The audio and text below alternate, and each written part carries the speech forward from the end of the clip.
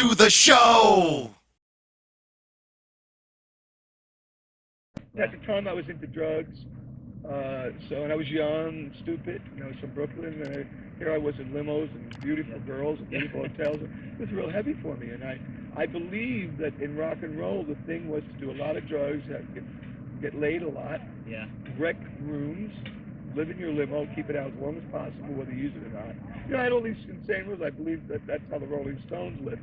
And so I read all the magazines like any other kid who wants to, looks up to somebody. And I found out that's all false.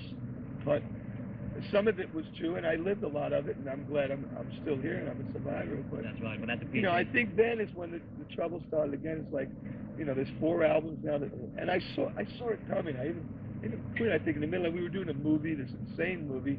Had us flying around with bullshit, and I just seen that all that we were singing about and saying was turning into a dollar, was turning into commercial. We were becoming what we hated the most. We were becoming right into their plan. They were selling us. We were all of a sudden like, well, look at how much you're getting, look how much money you're making. It wasn't anymore like Meet Me in the Ladies Room, and it wasn't Black Diamond, and it wasn't Strutter. It was those, all of a sudden we're singing fucking rinky-dink bullshit. That, it was great stuff. I loved the Destroyer album. I thought that was one of the best things we've ever done, next to the Alive album. That's my favorite. All right. But, I even liked Rock and Roll Over. I thought it was a great album. But to me, I saw us losing that. Now we were getting big-time producers, and they were telling us to all of a sudden do, why can't we do this type of music, or why can't, and we lost it somewhere, man, and all that insanity. And I escaped to drugs and girls and crazy shit, and Ace did.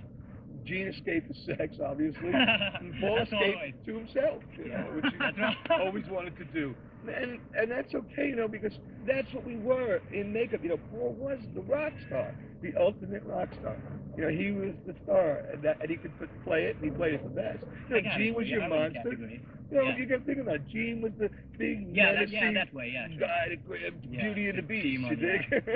And then I was the cat, and I was real fluctuating. I was insane. I'd be bouncing around. I'd be on my own. I'd be doing this and that, and I had a bad temper. And Ace was a space cadet, perfect. That's right. Because he was. He was in space out. And so that to me was the most exciting time of my life. It's over now. I don't see anything that turns me on with them anymore. It's a Gene and Paul band, obviously. That's right. It's not Kiss anymore. So it's sad. But anyway, that's the start of the breakup to me. That's right.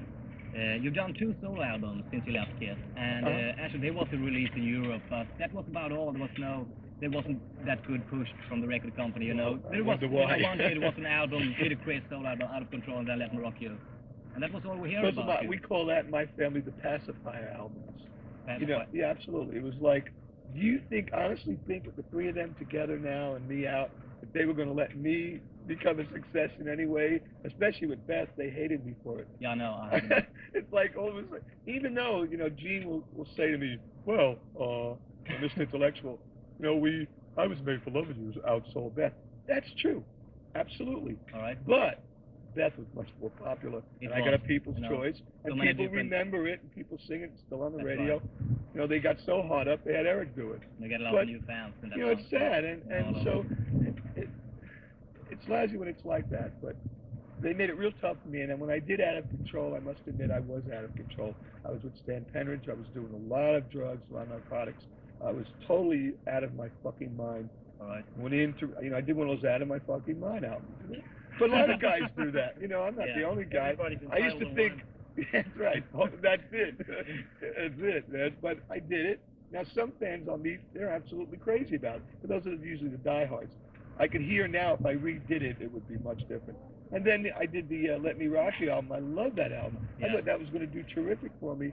And then all of a sudden they released it in Europe, because it was better than the Let Me. It was done with Vinnie Ponce again. Yeah. So it was a good close friend and a good producer. And we did it, we used great guys on it. And I was a lot straighter on it. And then when that crashed, then they sucked it. They fucked that up for me. I totally fell apart and just fell into drug land. Yeah. And that's where I lived for quite a lot of years.